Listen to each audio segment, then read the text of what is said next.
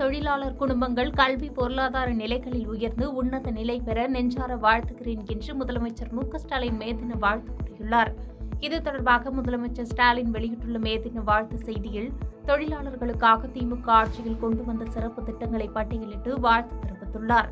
மேலும் தொழிலாளர்கள் நலனில் முழு அக்கறை செலுத்தி தொழிலாளர்களையும் அவர்களின் குடும்பங்களையும் காத்து வரும் திராவிட மாடல் அரசின் சார்பில் தொழிலாளர் சமுதாயம் நலவாழ்விலும் பொருளாதார மேம்பாட்டிலும் முன்னேற்றங்கள் பல கண்டு உயர்ந்திட என் நெஞ்சம் நிறைந்த மேதின நல்வாழ்த்துக்களை தெரிவிப்பதில் மகிழ்ச்சி அடைகிறேன் என்று தெரிவிக்கப்பட்டுள்ளது.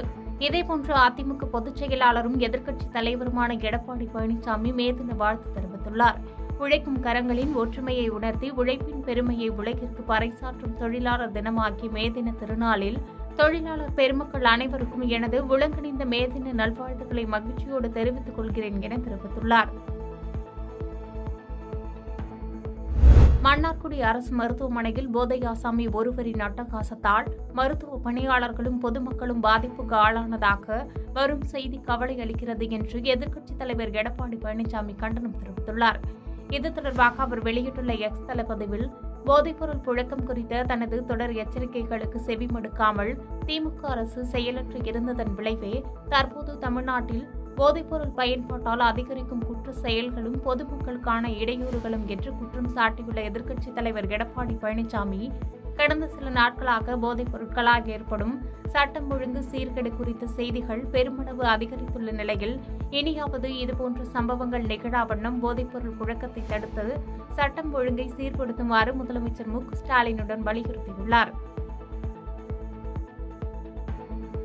நான் யாரையும் பாதுகாக்கவில்லை என்று மத்திய உள்துறை அமைச்சர் அமித்ஷாவின் கருத்துக்கு குமாரசாமி பதிலளித்துள்ளார். முன்னாள் பிரதமர் தேவகவுடாவின் பேரன் பிரிஜ்வல் ரேவண்ணாவின் ஆபாச வீடியோ விவகாரம் தொடர்பாக கர்நாடக அரசு என்ன செய்து கொண்டிருக்கிறது என மத்திய உள்துறை அமைச்சர் அமித்ஷா கேள்வி எழுப்பியுள்ளார்.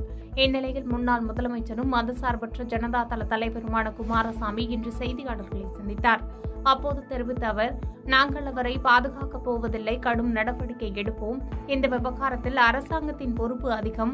உறவினராக மட்டுமல்ல, நாட்டின் சாமானியனாகவும் நாம் மேலும் முன்னேற வேண்டும் என தெரிவித்தார். இந்த நிலையில் ஆபாச வீடியோ சர்ச்சையில் சிக்கிய பிரிஜ்வால் ரேவண்ணாவை விசாரணை முடியும் வரை கட்சியிலிருந்து சஸ்பெண்ட் செய்துள்ளது பரபரப்பை ஏற்படுத்தியுள்ளது.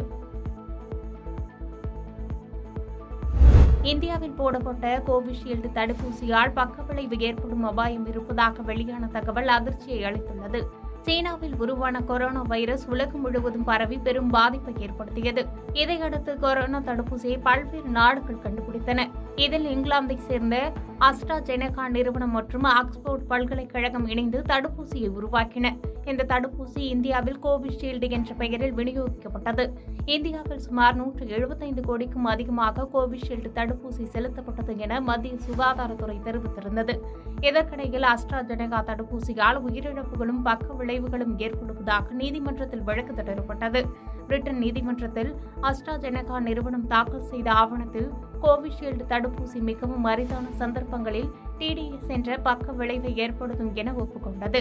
இந்நிலையில் கோவிஷீல்டு தடுப்பூசியானது லேசாக பக்க விளைவுகளை தரும் என அந்த நிறுவனம் ஒப்புதல் அளித்துள்ளது தடுப்பூசி போட்டுக் கொண்டவர்களிடம் அதிர்ச்சியை ஏற்படுத்தி வருகிறது.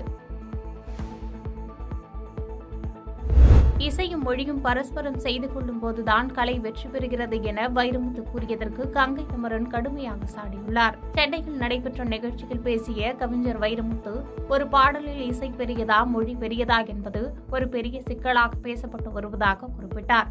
மேலும் அது குறித்து விவரித்த வைரமுத்து, இதில் என்ன சந்தேகம், இசை எவ்வளவு பெரியதோ அவ்வளவு பெரியது மொழி, மொழி எவ்வளவு பெரியதோ அவ்வளவு பெரியது இசை, இரண்டும் கூடினால்தான் பாட்டு என்று பொருள் என எடுத்துரைத்தார்.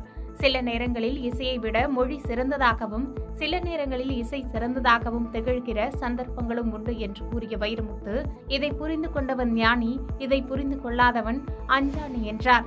இதற்கு பதிலளித்துள்ள இளையராஜாவின் சகோதரரும் பாடலாசிரியர் மற்றும் இசையமைப்பாளருமான கங்கை அமரன், எங்களால் மேலே வந்தவர் வந்த இடத்தையே காலில் போட்டு மிதிப்பது போன்று பேட்டி கொடுத்துள்ளார் வைரமுத்து என தெரிவித்தார். மனிதனுக்கு நன்றி வேண்டும், அவரது பாடலுக்கு அதிகமான புகழ் வந்ததால் வைரமுத்துவுக்கு கர்வம் தலைக்கேறிவிட்டது என்று கடுமையாக சாடியுள்ளார். இது தொடர்பான வீடியோ இணையத்தில் வைரலாகி தற்போது பரபரப்பை ஏற்படுத்தியுள்ளது. பாதகம் செய்பவரை கண்டால் நாம் பயங்கொள்ளலாகாது பாப்பா, மோதி மிதித்து விடு பாப்பா, அவர் முகத்தில் உமிழ்ந்து விடு பாப்பா. அண்மை செய்திகளை உடனுக்குடன் தெரிந்து கொள்ள இணைந்திருங்கள் இயம்நாடு தொலைக்காட்சியுடன்.